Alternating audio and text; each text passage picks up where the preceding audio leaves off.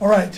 Really, the only injury is Justin Watson has a elbow contusion. He won't practice today. We'll just see how he does here as we go down the road. Look for the challenge of playing the Chargers. We know they're a good football team. I mean, Brandon Staley's done a nice job there, and they hired Kellen Moore this past off season to run the offense, and he's doing a nice job. So we just got to make sure that we have a good week of preparation as we get ready to play. That time's yours. Andy, Justin Watson, is he a candidate for IR, or you think he'll be back before then at least? Before then. Felix's snaps were down against Denver. Is he taking a step back, or was there a reason for him not playing as much as he had been? Yeah, Spags went to a lot of the 3 down guys, and he just gets kicked out on that one, but it was for no other reason. He's done a nice job. So. Andy, I know division games, everybody knows everybody, right? But it always seems to be that this one, sometimes games will get out of hand.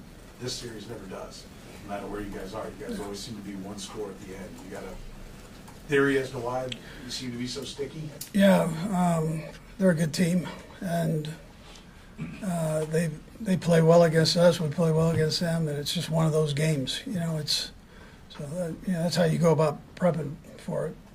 It's going to come right down to the end, and you bear down and focus on job at hand and make sure we're doing the right things. Herbert's been through several, 3 offensive coordinators in his time there. How long does it take, to get in sync with your quarterback and offensive coordinator, where you can give everything to them and they understand it all? Yeah, I think it just depends on the person. He's a sharp kid. Very, very smart, and he's got a coach now that played that position in the NFL. And it looks like he's doing pretty good with it. So he looks sharp. Andy, when did you start doing the day OTAs for your divisional teams? Was it as far back as Philadelphia? Or was it, yeah. Mm-hmm. Yeah.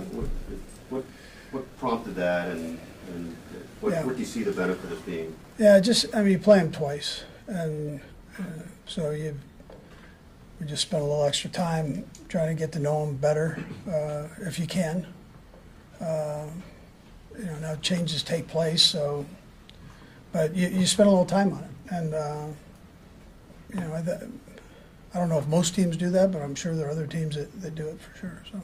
In part, is it also to send a message that these games are the marquee games? I think the guys know that. They understand that. You're playing a team twice. They're in your division there, and you gotta do well. But I think taking the time for the coaches and players when it's not quite so chaotic as during the season to spend some time on it, I think helps. Coach, on Monday we talked about how defenses are adapting as we go. It's ever changing. How have you seen Pat, maybe in recent seasons, be more comfortable taking some of that underneath methodical stuff? Yeah, I think that's it. That's really he's more patient with the underneath game, checkdowns. But yet still is staying aggressive. There's a fine balance there. But he's gotten better at that for sure.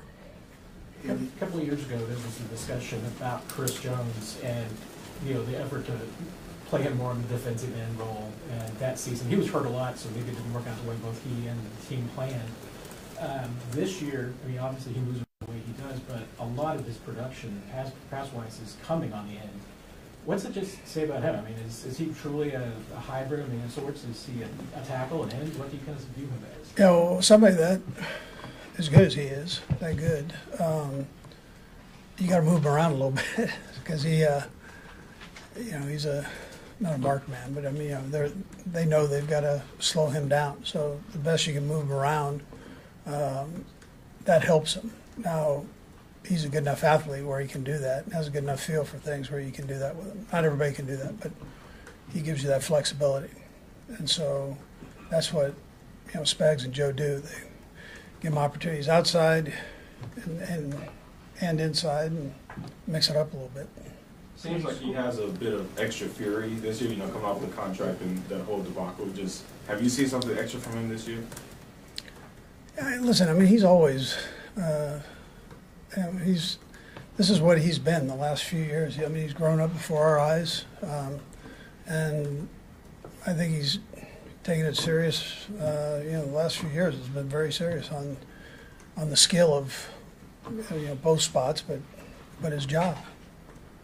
Coach, what can a Menahue bring once he kind of gets up to speed and back in?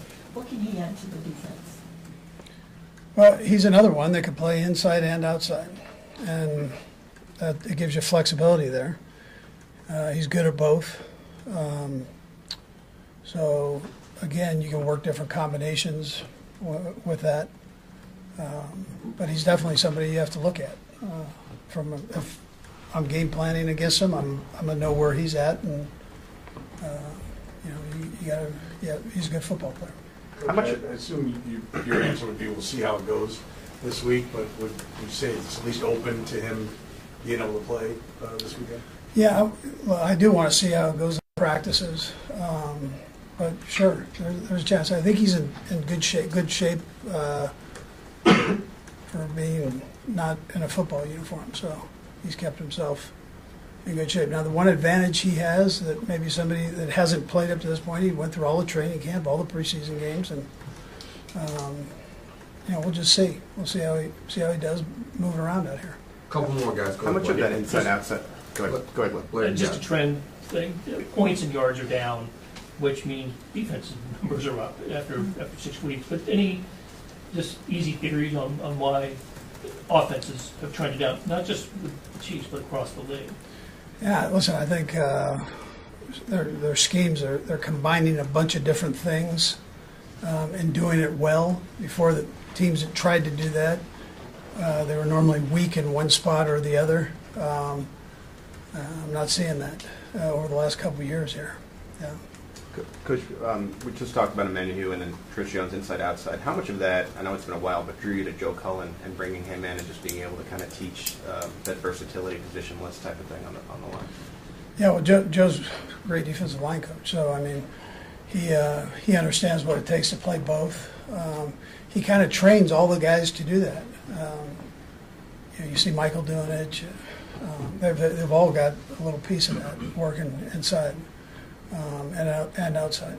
So George has been in there. I think you have to be able to teach. That's a different animal once you get inside there now. That's you're surrounded, as they would say. Last one, sorry. To Blair's point, Coach, the offensive trend is a 4-year trend. It's been kind of easing back, and I remember when it was kind of at that peak number, we were talking about offenses, and is there just no way to stop them? And you said, hey, it's all cyclical, the defenses will catch up. Yeah. So as you look at it right now, is it still all cyclical, and the offenses will take off in the next few years? Well, we'll see. I know the offensive guys will try to do that for sure, but defensive guys they're doing a great job right now around the league. I mean, it's great. It's great. You love the challenge of that. So that's the defensive guys love the challenge of stopping us, and the offensive guys love the challenge of stopping the defense. So, and that's how it goes. All right. Thank you. Good.